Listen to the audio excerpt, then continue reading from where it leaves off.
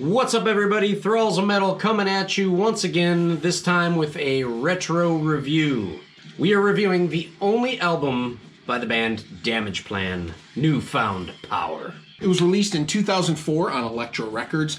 Now, a little bit of pre-Damageplan history everyone knows, or everyone should know. If you don't, shame on you. Get off this channel. Shame You're not on worthy. you. You're not. Go. I'm just kidding. Please stay. Yeah, We like tell that. your friends. Yeah. Towards the end of Pantera's career, Dimebag and Vinny, long story short, got tired of waiting around for Phil. However, Phil did put out Down 2 and the first two Superjoint albums while they were waiting, and those are all tremendous efforts. And while that's true, I think Dime and Vinny realized that Pantera was continuing to mean less and less and less to Phil as he fulfilled his needs in other musical areas. He was having a rough patch. Yeah, a very rough patch. So that led the Abbott brothers to move on and start another project, which ended up being Damageplan. Now, the original lineup for Damageplan was Dimebag Darrell on guitars, Vinnie Paul on drums. You have a gentleman named Sean Matthews, who was a guitar player for Jerry Cantrell's solo album. He originally did the bass on the recording, but however, tattoo artist and friend Bob Zilla ended up stepping in to join the band after the album had already been recorded. And for a vocalist, they decided to go with Pat Lackman, whose biggest claim to fame at that point was being the guitar player, one of the guitar players in Rob Halford's solo band. Apparently he could sing, and they thought that was a good idea to have a guitar player sing. I will say this about Pat Lackman. What'd you say? He's not the best, but he's not the worst either. He's got a good yell, he's got a good clean, just, there's something not... You're following up Phil Anselmo. Yeah, those are big shoes to fill, whether you wanted to step into them or not. Right. People are going to compare that. And I feel like out of all the singers and all the musicians they knew... At that time. I don't understand why they went with him, and it's not a slight against him. I just felt like if you're the Abbott brothers, you can have anybody you want, man. And Pat's pretty much an unknown. And maybe that's what they liked about it. Perhaps they feared possibly getting a lead singer that might, decide that he's bigger than the band, right, and not want to work well within the context of what they wanted to do. Form a supergroup. Sabbath getting Dio after Ozzy left. Van Halen getting Sammy after Dave left. Pantera getting Pat Lackman after Phil? Yeah, something's not... That was not a step forward. That was not a step up. That was a step down. But he did do a good job for this album. Yes. He did the best with what he has. And while I find some of the lyrics cheesy, which we'll go into later, these guys ended up assembling Damageplan and putting out the album Newfound Power. So the album kicks off with Wake Up, which is, I guess, a good way to start an album. Wake up? Are you paying attention? It's got a weird kind of intro. You're like, what am I into? And then Stomp. You're like, yep, that's Dime. Here it is. That's Vinny. Chunky guitar tone. Dime's guitar tone. The piercing kick drum tone that Vinny's always had. Chuggy choruses. A lot of Digitech going on. We'll get into that. This whole album is flooded with Digitech. A lot of Digitech. The lyrics, if you think about and know about everything that they went through with Phil and stuff like that, the lyrics kind of seem like they probably might be about Phil. Maybe a little jab. I don't know if Phil was even coherent at that point to even understand that, but... It's another video for another time. He's better now. Now, the one thing this song, being... How long has it been since we listened to this album? It's been some years, right? I touch upon it every now and again. The last time was probably when Vinny left us. Yeah, I haven't listened to this album too much, probably since a few years after high school. Oh, wow. This came out when I was a junior in high school, if that ages me at all. I was 23 years old. And so I remember listening to it a couple years after high school, but then it just kind of fell out of rotation, and I started listening to other things. But one thing that I quickly remembered while we went through re-listening this is Damageplan, to me, in my opinion, seemed like their attempt to throw new metal and get on the new metal scene a little bit with the old school heavier riffy vibe and combine that with a little bit of rock radio. Like there were some hooks on here that were made for radio. Yep, big ass choruses here and there. New metal, but not like Korn new metal. New metal at the time, 2003, 2004, was like Shadows Fall, which was thrash, but also had big ass melodic choruses and things like that. At this time, Dime was a pretty big friends with Dave Williams' stage from Drowning Pool. And I believe that this is the album Drowning Pool wishes they could have made. Now, track number 2 is Breathing New Life. It's a classic Pantera riff. It's got a great It's classic Pantera. Great riff. With Pat Lachman singing over it. Some of these songs have that feel, you know, that it's just like, damn, this is a Pantera song, but Pat Lachman's on vocals. And some of it doesn't feel that way. This track definitely feels that way. This is very familiar territory for all us Pantera fans, and it is just a headbanger. Stomping badassery. Stomping a mud hole the size of Texas every fucking time you walk. Yep. Let's do some doubles, goddamn. And then once we're done Breathing New Life, we go right into our Newfound Power, which we have found thanks to Breathing New Life inside. It's a good song to me, but it was nothing to write home about. It almost seemed generic to a certain degree, but it was executed incredibly well. It sounded like it was their mission statement, like, this is what we're doing now, so we're going to put it in a song, and, you know, they didn't open with it, so that was kind of neat. But you're starting to notice that the dynamics, they're really focused on dynamics. They start out strong and build it down, then build it back up to a chorus, and then build it back down. Or vice versa. Start it low, build it up, and then bring it back down. Which Pantera did have a lot of dynamics. Yes. But they were trying to like, look, we can do other things, which, cool, but I don't know. When you experiment with something, it doesn't always work. Yeah. There's moments in this album where it definitely works and moments where it doesn't work. Pride. Yeah. Pride Very is cool. catchy. Very catchy. Very catchy. I really like it has this really cool, some you don't hear Dime do too much of, but it's got this very cool, clean vibrato, clean. The vocals are almost like a Stone Temple Pilot vibe with the filters they have going on. Yeah, like talking into a telephone or something. Yeah, and to this chorus that definitely reminds me of like, hey man, nice shot, you know, like. They were aiming for the radio, but without a lot of compromise. I mean, they obviously wrote it to be more accessible, but I don't think they were selling themselves short or like, hey, maybe I'll shave off my cool ass red beard and put on some Dickies. It was the time. It was camo shorts and leather wristbands. That's what we all wore. You'd remember better than I, you old bastard. I was 23. That's actually true. And here's where it didn't always go right. The song Fuck You. It is a cool track as far as it's got a good riff. The verse track is very fast, upbeat, and punk rock, which was kind of cool to hear. But the lyrics absolutely ruin this song for me. There's a level of cheese whiz that is ejaculated all over this track, and there is not enough Ritz crackers in the fucking factory to clean up the lyrics. This isn't one of my favorite tracks on the album, but it does have redeeming qualities. This was their attempt at doing fucking Hostile in a slightly more accessible way. It's probably the fastest song on the album. They got Corey Taylor to do the second verse and the chorus, which they should have got him to do the whole record because Corey's bark is one of the best barks. Sue me. I'm sorry. Probably too busy, right? Don't really listen to his solo album, but he's got a great voice. God damn. The track Reborn is very Sabbath derivative, which is obviously Dime and Vinny's wheelhouse. Grabs you by the cojones and it doesn't fucking let go. The lyrics are cheesy, which that's kind of a theme, but he's singing them with conviction. Yes. Again, very concerned about the dynamics. It's building and rising and building and rising, building and rising. I totally forgot that Zakk Wylde ripped a nasty fucking lead on this track and had to listen to it again. It was so gross. And I've listened to this album steadily on and off for, in 3 years, it'll be 20 years. Jesus Christ. And I never really noticed that was Zach, because I'm this is probably what happened. In the studio, 2 or 3 bottles of Crown Royals, Zach says, I'm going to do a solo on this, and just picked up Dime's rig and went for it. It's not Zach's tone. It's not his pickups, his strings, his guitar, his amp, his effects, nothing. It's Dime's tone. But Zach picking every goddamn thing on it. And Dime doesn't pick every goddamn thing, because Dime is He's a legato man. A vibe man. Just, hey, if I want to bend finesse. Maybe it's a little out of tune, but it's sexy. You want a little of this? I'm going to give you a little, ooh, baby. I'm going to make you dinner and then freak you down on the table afterwards kind of deal. That's Dime. Zach's going to go... He's going to finger fuck you to death. Yeah. Oh, yeah! Zach seems like the guy that doesn't enjoy foreplay.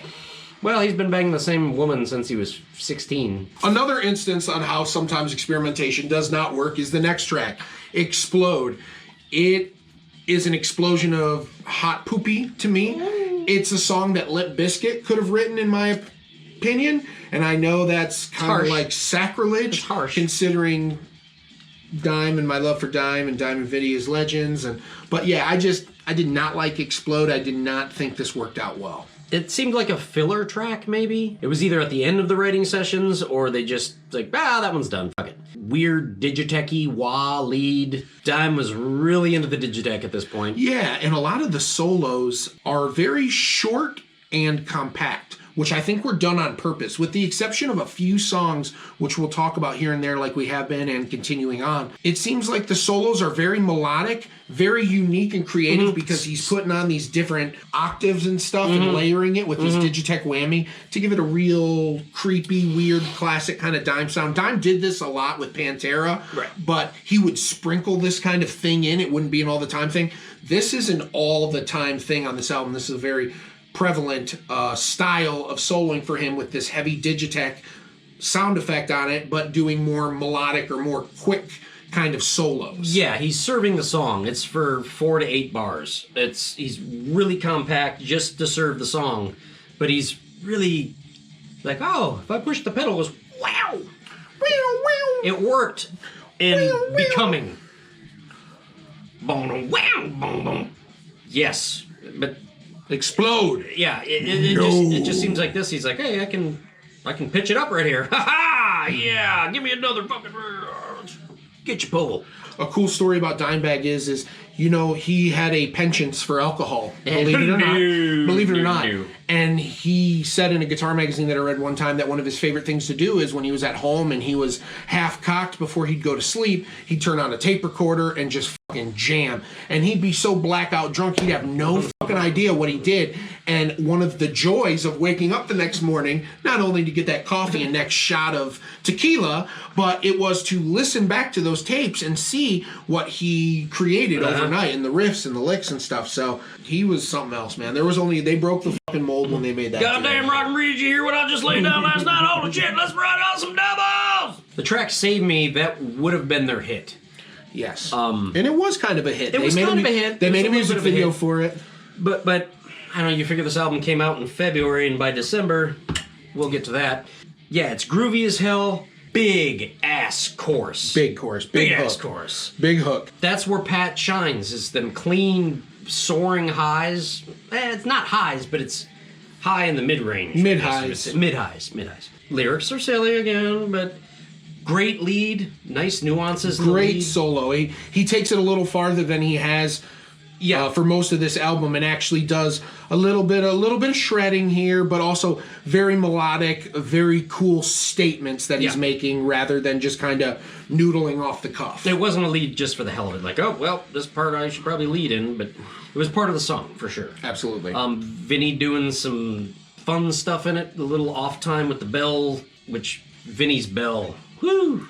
It's enough to make Christopher Walken take his pants off one leg at a time. Yeah. Christopher Walken would be like, maybe we don't need the cowbell, just Vinny's bell. The song Cold Blooded is another one that might have been a filler track, kind of like Explode. Chugging the main riff, they hump it into the Texas Oh my snare. God, they just dry fuck it. Give that riff a kiss on the cheek and send it on home with some cab fare. We're done with you. I don't even know your name. Following that track, though, it does progress to get a little bit better. The next track is Crawl. I forgot about this song as well. This has a very, very, very punchy and very cool bass line that opens up the track. And then the track doesn't do what it's traditionally done throughout the rest of the album, which is kind of go with a good yet more simplified riff. Dime comes in and does a much more sophisticated, intricate riff that... The Dime we want. Yeah, the Dime we want steps in and does this very nice, intricate riff over these chord changes and continues that and creates an incredible vibe. Yeah. And what's kind of weird is it has this really cool clean breakdown too, right? Mm-hmm. And it goes into like almost a Tool. Trippy. Yeah, very Toolish. Like a Tool territory almost, which was very interesting to hear coming from the Abbott brothers. Yeah. But this worked. I enjoyed listening to this. Yep. The next track, Blink of an Eye, is kind of like a Corrosions of Conformity meets Rage kind of riff. Had a weird intro. Yeah. Very up-tempo, yet very melodic. Yeah. Poppy chorus. Yeah, the chorus is very bad. It kind of taints the song. The only really redeeming part is probably the bridge. The riff before and the pre-solo riff. Yep. Classic Abbott Brothers groove. Yeah, that's grooving the panties off, but once again the lyrics, I can't stop time. It's a good chorus, but it's awkward within the rest of the song structure. Like maybe if they I don't know. I don't know if they sandwiched the chorus in with these other riffs they had, or they could have built another song off of the chorus and put a different chorus to this. Perhaps. We'll never know. The next track then is Blunt Force Trauma. This is a fucking weird song, but it works. Yeah. It starts off with an almost I felt like REO Speedwagon Foreigner kind of vibe. Down-tuned. Down-tuned, of course. Very clean, but kind of upbeat. And then it just goes into like this body-dropping fucking riff right afterwards that completely changes the vibe into a badass kind of fist-pumping verse riff. This song was really, really cool. Blunt Force Trauma to the head. Yes. The second to last song on this album, Moment of Truth, is what we've been waiting for. Is this the best song on the album? It probably is the best song on the album. I think it is. The riff kicks all of the ass, both cheeks and right down the middle. This is where Pat's vocals work excellent, because the riff is just this hardcore groove that's slow, and Pat is dancing in and out of it with some pretty good cleans. Sabbath, the bends. This is what we were waiting for. This was almost like Drag the Waters Part 2 to me. The ending was fucking phenomenal. This is a classic fucking Pantera song that nobody knew existed because Pat Lachman sings over it. Dime finally says, this track's 14 tracks long, and finally on track 13 he says, you know what, I'm gonna give it to you. Yep. You've wanted it for so long, and you've let me dick tease you for so long. I'm gonna give it to you. Hi, my name is Daryl. You know what I can do. I personally think, and Ryan would back me up on this, that maybe this is one of the, if not the most underrated Dimebag Daryl guitar solos ever, because nobody really knows it exists, and it's fucking beautiful, awesome, and it has every last signature thing you'd want from a Dimebag Daryl solo. The squeals, the pinches, the dives. The fast-ass fluid runs. Yes. The bendies, everything. The Wheedly Wands. Yes, the Wheedly Wands. Wheedly Wands. It is everything and a bag of chips. Now, finally, it brings us to the last track, track 14, which is a ballad of a song called Soul Bleed. Now, I would be lying to you if I did not say, although while it's a ballad, I would definitely, as a teenager, go on long drives by myself and crank this up and get in my feels, because I actually really love this song. The lyrics are a little cheesy, but they're good enough to enjoy them. They work really well. This is a good range for Pat Lachman vocally, and there is a beautiful guitar solo, a la kind of like the Planet Caravan. Very warm, jangly, clean tone. Beautiful, beautiful. Yep. And I'd be lying to you if I didn't say that Ren and I sang this song together while we listened. We did. This is like the best Alice in Chains song that Alice in Chains didn't write, played by Dime. This song is magic. The little bends he does in the verses. Warm like a cup of Texas chili, I guess. And then we have a little guest vocalist on the end. The King Yarler himself. Wow, yeah! Zach, probably drunker than he should be. Drunker than shit. Give me the mic! Give me the mic, I'm gonna sing. Give me the mic! Let your soul bleed! Wow, yeah! Dom's like, yeah, dude, get it up! Fuck yeah, get it, brother, get your pole! Fuck yeah, woo! And it works. It is the Planet Caravan to Far Beyond Driven. It's that, okay, now we're winding down. And it's magnificent. Great way to end the album. Yes. And unfortunately, after this album came out, like Ren was saying, album comes out in February, December, we're hearing about the murders of Dimebag and some of the crew, and that put the kibosh on that whole thing. So, yep. Who knows what would have happened with this band had they continued. I do think that they would have parted ways with Pat Lackman. I have read interviews with Rita saying that they were not getting along with Pat. He was upset that they would do Pantera songs in the set, obviously because fucking duh. He didn't want to sing Walk. Hey, asses in seats, pal. You used to play guitar for Rob Halford. You know the drill. You know the drill. Name one song that Rob Halford did with you. I believe Damageplan. Now, this is all hypothetical. This is all we're just taking a guess, and this might have happened. Damageplan probably would have lasted 3-4 records. Phil would have got out, Down, and Superjoint, and Arson Anthem, and everything else out of his body, hopefully, including the opioids. And Pantera, if all 4 of them sons of bitches were still alive, would have gotten back together. I think so, and too. we would be... In 2021, we would at least be 2 Pantera records beyond Reinventing the Steel, deep, and it would be everything. I think it would have gotten to the same way that Guns N' Roses happened. Right. Axl and Slash hated each other, but eventually the desire for the reuniting became so strong, and they saw the dollar signs. That tour to this day is the highest grossing tour of all time. I'm happy to have been at that tour at FedEx Field in Maryland. That would have been amazing. Awesome, awesome show. But yeah, I think Pantera, that's what would have happened to Pantera. The demand for their reunion would be so strong and the dollar signs would be flowing so hard. There's no way any of those guys could have said no. They would have been so loaded they all could have afforded to live on their own fucking bus until it was time to jam. Exactly. So, but, you know, overall, this was an excellent listen. It was a lot of fun to go back to. This takes me back to a moment of time in my life that I don't think about that often. So it was kind of fun to go down memory lane. It was a rough time in my life, but yeah, whatever. I'm going to give this a 4 out of 5. There's a lot of great riffs on here, and minus a couple songs, this could have been a Pantera album with a different singer. So I don't not enjoy this album. It's just... the new metal ounces hopefully would have went away eventually, but they were there, and it is what it is. I still enjoyed listening to this. It's still a solid album, and it's got great playing from all of them guys. Yes. I am also going to give this a 4 out of 5. It is the last recording of Dime. This is a testament to Dime. It's a slightly awkward record because Dime and Vinny were in Pantera for, at this point, 1983 to 2004. They're completely starting over from scratch. 2003 was kind of a weird time for heavy metal and hard rock and everything like that. And, you know, they were trying some new stuff. And it hits more than it misses.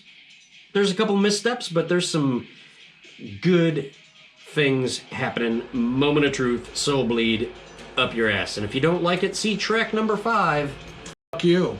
That's right. All right. Well, this is another review come to an end. Thank you so much for joining us. If you've liked what you've seen here today, please remember to hit the like and subscribe button as it helps us out tremendously, reach new people. Also, if you want to, you can hit the bell button, which allows you to be notified of every time we put out new content, which is daily. Also, please remember that at 4,500 subscribers, we are doing a giveaway with some music, some vinyl, a whole big package collage of some really cool shit as a way to say thank you to all the people that invest your time with us and all the fans and friends that we've made along the way. So, on behalf of Thralls of Metal, I am Shredlord. I'm Rin. And we are getting the fuck out of here, probably to have another drink and another smoke. Get your pull.